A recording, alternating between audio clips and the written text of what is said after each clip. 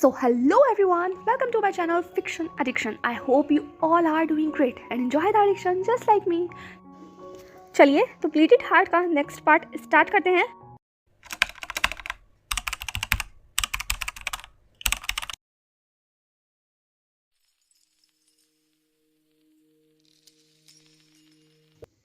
एक दिन बाद ब्लैक माउंटेन. आज ये माउंटेन बिल्कुल भी शांत नहीं है. यहाँ पर चीख दूर तक सुनी जा सकती है. ये सिर्फ ना चीख है बल्कि ये ज़बरदस्ती का एहसास है. एक ऐसे जज्बात हैं जो बता रहे हैं कि ये शख्स कितना ज़्यादा मजबूर है. हाथों में सलाखें और पैरों में बेड़ियां हैं, पर चीज़ें यहीं ख़त्म नहीं होती हैं. कुछ शख्स वींग को घसीटते हुए आगे ले जाने की कोशिश कर रहे हैं और उन सब के बीच में सबसे आगे है शुयांग.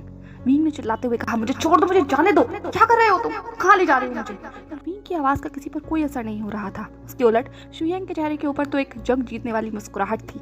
शुयांग ने कहा, मास्टर वे, आप कितना ज़्यादा शोर मचाते हैं. मैंने कहा ना, धीमे से चलिए, शांत रहिए, सब कुछ आसान होगा. वींग ने कहा, अपनी बकवास बंद करो, मुझे बताओ तुम मुझे ले कहाँ जा रहे हो. शुयांग ने कहा, हाँ ये मैं आपको बता सकता हूँ. हम लोग इस ब्लैक माउंटेन के सेंटर में जा रहे हैं जहाँ से हमें फुल मून दिख सके और साथ ही आपको ब्लड वोज जो लेनी है. वींग ने कहा, ब्लड वोज?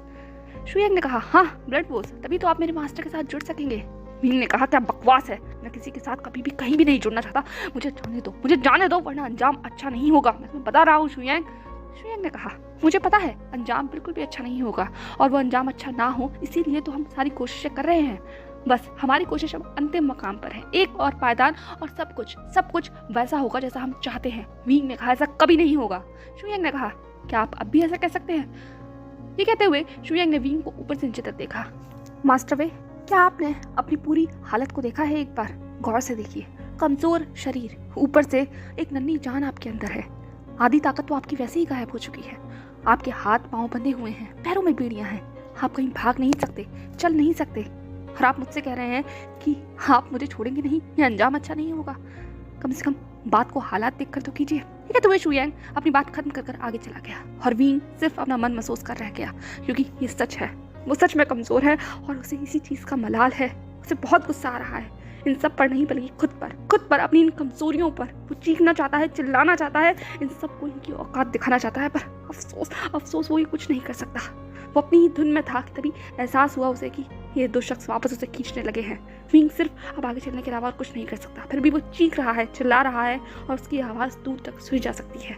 कुछ ही पलों में वो डार्क माउंटेन के सेंटर में पहुंच चुके थे. जैसे ही वो सेंटर में आए, दोनों शख्स ने वींग को वहीं घसीट कर फेंक दिया. शुयांग ने कहा, अरे संभाल के, तुम्हें पता नहीं है ये मास्टर के कितने ज़्यादा प्रिय हैं और बहुत जल्द तुम्हारी क्वीन भी होने वाले हैं. वींग सिर्फ सबको घूर कर देख रहा था. शुयांग ने कहा, मास्टर वे, इतना गुस्सा ठीक नहीं है. मैंने कहा ना आपको, अब चुपचाप से उठिए और अपनी तशरीफ को उस ब्यूटीफुल से जगह पर लेकर जाइए. वींग ने सामने देखा तो सामने एक ब्लू लाइट से एक सर्कल सा ड्रॉ हो रखा था, जैसे कोई केज हो. वींग ने कहा, ये सब क्या है? शुयांग ने कहा, कुछ नहीं, सिर्फ कुछ एनर्जी से मिलाकर आपके लिए एक चैम्बर बनाया गया है. यहाँ पर आपको बहुत सुकून मिलेगा और आप सुकून से कुछ पल के लिए यहाँ पर आराम कर सकेंगे. यहाँ पर जाकर आपको कोई दर्द नहीं होगा, क्योंकि अगले कुछ घंटों में कुछ ऐसी चीज़ें होंगी जो आपके शरीर में प्रभाव डाल सकती हैं. इसीलिए मेरे मास्टर ने आपकी हर चीज़ की परवाह करते हुए आपके लिए स्पेशल चैम्बर तैयार किया है. ये आपको काबू में रखेगा. वींग ने कहा, तुम क्या रहे हो? तुम पागल हो गए हो शुयांग. मुझे जाने दो, ऐसा क्यों कर रहे हो? शुयांग ने कहा, मैं ऐसा क्यों कर रहा हूँ? खैर, ये सब मैं आपको तब बताऊंगा जब हमारी ये प्रोसेस पूरी हो जाएगी. आप चुपचाप से जाइए यहाँ पर. वींग ने कहा, मैं नहीं जाऊँगा. शुयांग ने कहा, मुझे पता था आप नहीं जाएंगे, इधर आओ. ये कहते हुए शुयांग ने दो शख्स को आगे बुलाया. वींग ने कहा, खबरदार जो मुझे हाथ लगाने की कोशिश की. ये कहते हुए वींग के साइड से अब डार्क स्मोक निकल रहा था. शुयांग ने चक्कर करते हुए कहा, मास्टर वे, आखिरकार आप अपनी ट्रू डायनामिक फॉर्म में वापस आ ही रहे हैं. वींग ने घूरते हुए शुयांग की तरफ देखा. वींग की पूरी आंखें लाल थी. उसकी साइड से अब डार्क ऑरा एमिट हो रहा था. शुयांग ने कहा, मैं तो आपसे यही सलाह दूंगा कि आप अपनी एनर्जी को बचा कर रखिए, इस चीज़ का कोई फायदा नहीं होने वाला. इस बीच में दो फीजर्स क्रॉप ने आके वींग को दोनों हाथों को पकड़ लिया था और उसे घसीटते हुए उसी ब्लू चैम्बर में बांध दिया गया. शुयांग ने आगे आते हुए वींग की तरफ देखा. उसके हाथों में एक ब्लू स्ट्रिंग थी. वींग ने कहा, ये क्या है? शुयांग ने कहा, कुछ नहीं, ये आपको काबू रखेगी. जैसे जैसे शुयांग वो ब्लू स्ट्रिंग वींग की पूरी बॉडी के ऊपर लपेट रहा था, वींग का पूरा शरीर जैसे जैसे नम होता चला जा रहा था. वींग अपने आप को हिलाने की कोशिश कर रहा था, पर अब ये नामुमकिन था. वींग ने चीखते हुए पूछा, ये आखिर है क्या चीज़? शुयांग ने कहा, हाँ ये आपके ब्लड से बनी हुई स्ट्रिंग है और ये आपको काबू रखेगी। आपकी बॉडी से सारी यांग एनर्जी को सोख लेगी। जो बची कुछ आपके हार्मोन्स जिनका अंश है इसमें, वो सब कुछ इस रस्सी के थ्रू बाहर आ जाएगा और आपका जो ये ब्यूटीफुल सा बेबी इसके अंदर है ना, इसकी भी आखिरी सांसें यही रस्सी निकालेगी। छोड़ दो, जाने दो मुझे। विंग ने चीख कर शुयांग को हटाने की कोशिश की, पर सब कुछ नामुमकिन था और फाइनली अंत में शुयांग ने वो पूरी रस्सी विंग के पूरे शरीर के ऊपर लपेट दी थी। विंग अब बिल्कुल भी हिल नहीं सकता था और शुयांग उसके सामने खड़ा होकर सारे नज़ारे को देख रहा था। उसने एक डार्क और अपने साइड से एमिट किया और वो सारा डार्क एनर्जी विंग के उस केज में प्रवाहित होने लगी। वो डार्क रिसेंटफुल एनर्जी धीरे धीरे विंग के पूरे शरीर के ऊपर काबू कर रही थी। विंग चीख रहा था जैसे जैसे वो एनर्जी उसकी बॉडी के अंदर दाखिल हो रही थी। विंग पूरे शरीर के अंदर एक अजीब सी सेंसेशन को महसूस कर सकता था। उसकी सोल यिन और रिसेंटफुल एनर्जी को सोख रही थी। उसका पूरा शरीर धीरे धीरे काला पड़ रहा था। उसे ऐसा महसूस हो धीरे धीरे उसके अंदर से सब कुछ खत्म हो रहा है, तिल तिल करके सब कुछ खत्म हो रहा है। विंग की आंखों से आंसू निकल रहे थे, उसकी आंखें लाल थी। पर शुयांग तो सिर्फ हंस रहा था। शुयांग की तरफ से जो रिसेंटफुल एनर्जी विंग की बॉडी में ट्रांसफर हो रही थी, वो धीरे धीरे कर हल्की हल्की मात्रा में बढ़ रही थी। आसमान में अब चांद अपने चंद पर आने वाला था। बादल हटने वाले थे और वो चांद अपनी रोशनी को बिखेरने के लिए पूरी तरीके से तैयार था। शुयांग ने चीखते हुए कहा, बस कुछ देर और मास्टर वे, और उसके बाद आपका ये शरीर हमारा होगा। आपके अंदर की जो रिसेंटफुल एनर्जी है वो सबसे प्योर है और उस रिसेंटफुल एनर्जी का कोई मुकाबला नहीं है और वो हमारे काम आएगी। हमारे काम आप भी हमारे इशारों की कठपुतली बनने के लिए तैयार हो जाइए, तैयार हो जाइए। विंग ने कहा, ऐसा कभी नहीं होगा। शुयांग ने कहा, ऐसा होगा। ये कहते हुए शुयांग ने अपनी उस हथेली में से एक बहुत ही शार्प ब्लेड के साथ एक बड़ा सा मार्क बनाया और अब उसका खून उस रिसेंटफुल एनर्जी के ऊपर गिरने लगा। जैसे जैसे उसका खून उस रिसेंटफुल एनर्जी के ऊपर गिर रहा था, वो एनर्जी और ज़्यादा बेकाबू हो गई। कुछ मंत्रों के साथ अब वो डार्क प्रोसेस शुरू हो चुका था। जैसे जैसे वो प्रोसेस आगे बढ़ रहा था, विंग के शरीर का दर्द और ज़्यादा बढ़ रहा था। विंग महसूस कर सकता था कि अब तो उसका बेबी भी चीख रहा है, अनकंफर्टेबल हो रहा है। विंग उसकी एनर्जी को फील कर पा रहा था। वो महसूस कर रहा था जैसे कि मान लो उसके बच्चे का दम घुट रहा है और विंग सिर्फ अपने हाथों को खींचकर अपनी बेली पर ले जाना चाहता था ताकि वो अपने बेबी को बता सके कि वो प्रोटेक्टेड है, पर ऐसा करना नामुमकिन था। विंग ने चीखते हुए कहा, छोड़ दो मुझे, जाने दो, मत करो ऐसा, मत करो शुयांग, मत करो। शुयांग तो बहुत ज़्यादा क्रूरल था। वो सिर्फ विंग को घूर कर देख रहा था। देखते ही देखते अब विंग अपने घुटनों पर आ चुका था। उसके शरीर की सारी ताकत जैसे निचोड़ ली गई हो। उसके शरीर में अब कुछ नहीं था। वो ज़रूरत से ज़्यादा हल्का खुद को महसूस कर रहा था। उसकी आंखों से आंसू बह रहे थे, शरीर कांप रहा था। वो एनर्जी करंट की तरह जैसे उसकी पूरी बॉडी में फ्लो हो रही हो। ये एनर्जी का डार्क प्रभाव देखा जा सकता था। विंग का पूरा शरीर अब काला पड़ चुका था और उसका सारे शरीर के ऊपर रिसेंटफुल एनर्जी ने अपना पूरी तरीके से काबू कर लिया था। वो एक चलता फिरता ये एरन की तरह लग रहा था। विंग की आंखें लाल हो गई थी, पर उसका कंट्रोल अभी भी खुद पर था। वो लंबी लंबी सांसें लेकर अपनी पूरी एनर्जी को एक जगह पर इकट्ठा करने की कोशिश कर रहा था, पर ये नामुमकिन हो रहा था। उसके अंदर बहुत कुछ चल रहा था, बहुत कुछ ऐसा लग रहा था जैसे बदलाव हो रहा है, बहुत बड़ा बदलाव। जैसे ही विंग ने खुद को इतना असहाय महसूस किया, सब लोग वहाँ पर जो खड़े थे वो हंसने लगे। विंग अपने कानों में उन हंसी को सुन सकता था जो बता रहे थे कि वो कितना मजबूर है। जैसे ही विंग की आंखों से आंसू निकलकर जमीन पर गिरे, उसका पूरा शरीर कांप गया। उसे एक एहसास हुआ अंदर से जैसे कोई उसे आवाज़ दे रहा है। विंग ने उस आवाज़ पर कंसंट्रेट करने की कोशिश की, मुश्किल था क्योंकि चीज़ बहुत थी जो उस पूरे डार्क माउंटेन में गूंज रही थी। फिर भी विंग उस आवाज़ को सुनने की कोशिश करने लगा क्योंकि वो बाउसे सरेन की आवाज़ थी। बाउसे सरेन ने कहा, विंग अपने ऊपर कंसंट्रेट करो, अपनी एनर्जी के ऊपर कंसंट्रेट करो, प्लीज़ माय सन, तुम कर सकते हो। विंग ने अपनी इंटरनल एनर्जी से थ्रू जवाब देते हुए कहा, नहीं, मैं नहीं कर पा रहा हूँ। बाउसे सरेन ने विंग के माइंड से लिंक कर लिया था। उन्होंने कहा, तुम ये कर सकते हो, याद करो, अगर तुम नहीं कर पाए तो सब कुछ चला जाएगा विंग, सब कुछ चला जाएगा। क्या चाहते हो? तुम अपने बच्चे को मरता हुआ देखना चाहते हो? अपने हांगमंजन को मरता हुआ देखना चाहते हो? विंग ने कहा, नहीं, मैं सब कुछ नहीं चाहता, पर मैं क्या करूँ कुछ कीजिए प्लीज, मेरी हेल्प कीजिए। बाउसे सरेन ने कहा, तुम खुद की हेल्प कर सकते हो, सिर्फ तुम कर सकते हो विंग। करो, अपनी एनर्जी को एक जगह इकट्ठा करो, खुद के अंदर से उस एनर्जी को बाहर निकालो, प्लीज कर सकते हो, कोशिश करो, एक बार कोशिश करो, अपने ओमेगा को बुलाओ, अपने ओमेगा को बुलाओ। मैं कोशिश करूँगी तुम तक पहुँचने की, अपने अंदर से उस वॉल को तोड़ दो, मुझे अपने अंदर आने दो।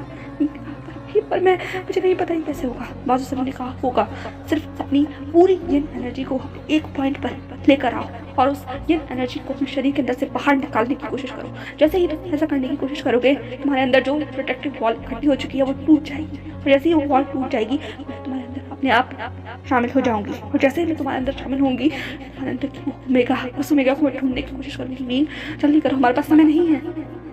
विंग ने सिर्फ एक लंबी सांस लेकर खुद की सारी एनर्जी को कॉन्सेंट्रेट करने की कोशिश की उस पॉइंट पर जिस पॉइंट पर उसकी गोल्डन कोर कभी हुआ करती थी, जो अब पूरी तरीके से खाली था। विंग महसूस कर सकता था कि उसके अंदर से डार्क एनर्जी जो इधर उधर घूम रही है वो एक जगह आकर इकट्ठा होना चाहती है, पर वो अभी विचलित है इन सब चीज़ों से। जो सब कुछ हो रहा है उन सब से वो विचलित हो रही है, बिना किसी दिशा के भाग रही है। पर विंग ने अपनी पूरी ताकत के साथ अपनी सारी रिसेंटफुल एनर्जी को एक पॉइंट पर इकट्ठी करने की कोशिश की। ये मुश्किल था, दर्दनाक था और ये दर्द बहुत तेज था, पर विंग अपनी पूरी कोशिश कर रहा था और देखते ही देखते कुछ ही पलों में उसकी वो एनर्जी, उसकी आवाज़ सुनने लगी। जैसे जैसे विंग अपने दिमाग को काबू कर रहा था, अपनी सांसों पर काबू कर रहा था, वो ये एनर्जी एक दिशा में बहना शुरू कर रही थी, टकरा रही थी एक दूसरे के साथ, पर अब एक दिशा पकड़ने की कोशिश कर रही थी। पूरे कंसंट्रेशन के साथ विंग ने अपनी सारी ताकत को उस एनर्जी को दिशा देने में लगा दिया।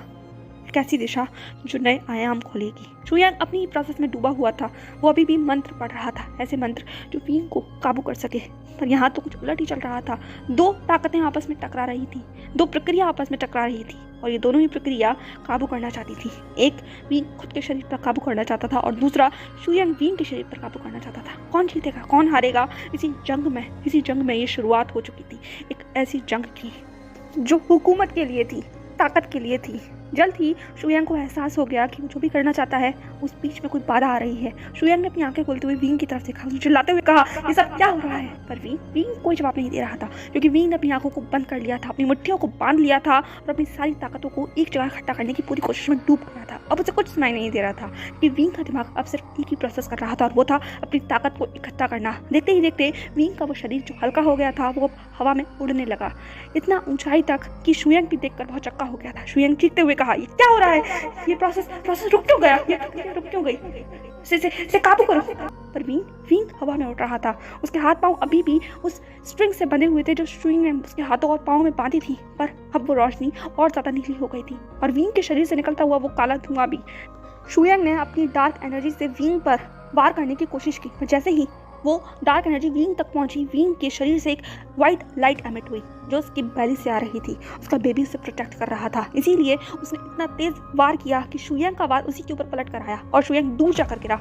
शुयांग बस अपने भौचक के चेहरे के साथ ये सब कुछ देख रहा था। उसका पूरा चेहरा सफ़ेद पड़ चुका था, उसके हाथ पांव कांप रहे थे, क्योंकि सामने का नज़ारा बहुत ही ज़्यादा भयावह था, पूरा उलट हो चुका था। जो कुछ शुयांग ने सोचा था ऐसा वहाँ कुछ नहीं हो रहा था। उसे तो लगा था कि विंग कमज़ोर है, उसके अंदर डार्क जो एनर्जी है वो बंद हो चुकी है, क्योंकि बहुत लंबे समय से शुयांग विंग के दिमाग के साथ खेल रहा था। उसे पता था विंग के अंदर जो वॉल है वो बहुत स्ट्रांग है, ना ही तो वो विंग के अंदर की yin एनर्जी को बाहर आने दे रही है और ना ही बाहर की किसी एनर्जी को विंग के शरीर के अंदर जाने दे रही है। पर यहाँ तो वो वॉल शायद अब टूटने की कगार पर है और अगर एक बार वो टूट गई तो तबाही हो जाएगी। जो कुछ उन्होंने किया है वो सब कुछ तबाह हो जाएगा। शुयांग अपनी पूरी ताकत के साथ सब कुछ रोकने की कोशिश कर रहा था, पर वो जितना ज़्यादा कोशिश कर रहा था वो उतना ज़्यादा घायल हो रहा था और विंग अपनी ही दुनिया में लीन हो गया था। देखते ही देखते विंग की वो मुट्ठियाँ धीरे धीरे खुलने लगी और उसके शरीर से जो काला धुआं आ रहा था वो अब धीरे धीरे वहाँ हवाओं में घुलने लगा और एक चीख के साथ एक धमाका होता है और उस धमाके ने इतना तेज असर किया कि वहाँ पर जितने भी लोग थे सब बहुत दूर जाकर के गए। पर चीज़ें यहाँ ही नहीं थमी थी, अभी तो तबाही आना शुरू हुआ था।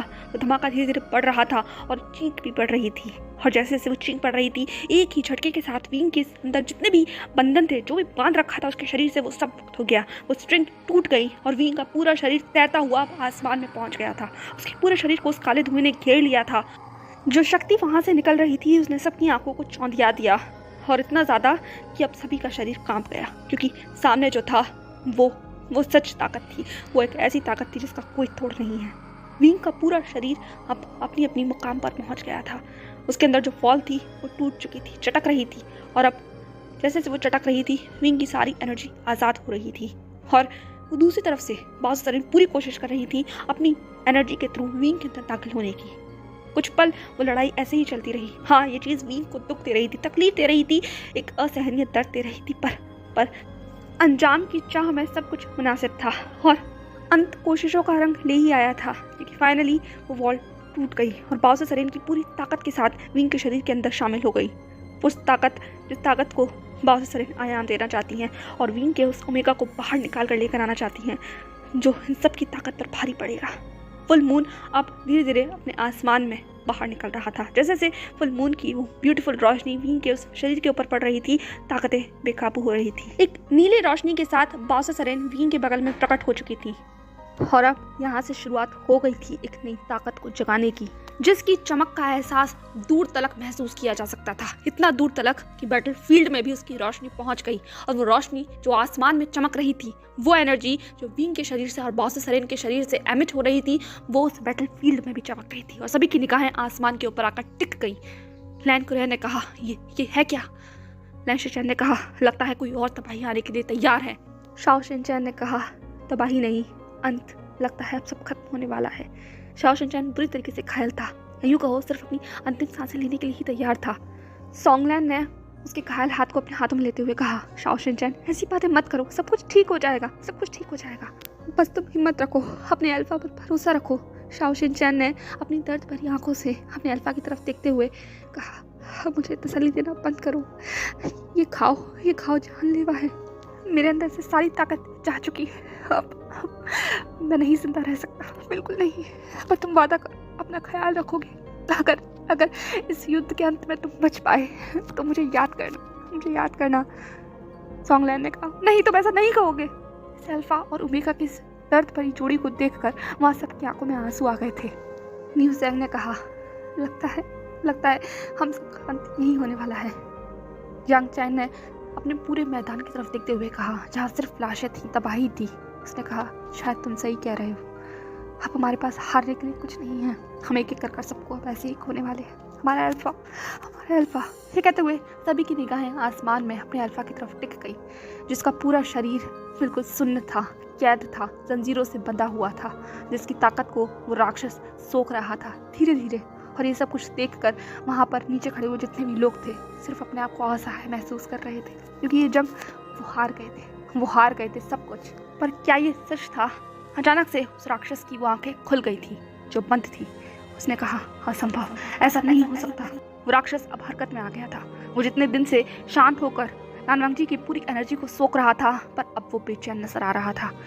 आसमान में चांद निकल आया, उसकी रोशनी जैसे ही सभी के ऊपर पड़ी, सभी अपनी ट्रू फॉर्म में कर आने लगे। चीख पुकार और तेज हो गई। वो जंग का मैदान जिसमें थोड़ी सी रफ्तार कम थी, वो और ज्यादा तेज रफ्तार पकड़ने लग गया। हड़बड़ी सी मच गई, हर तरफ चीख थी, पुकार थी। हर इंसान अब अपनी ट्रू फॉर्म में आ रहा था। यांग चैन का पूरा शरीर कांप रहा था, पूरा वुल्फ पैक ग्रॉल करने लग गया। उनकी आंखें लाल हो गई और उनके पंजे और ज्यादा पैने हो चुके थे।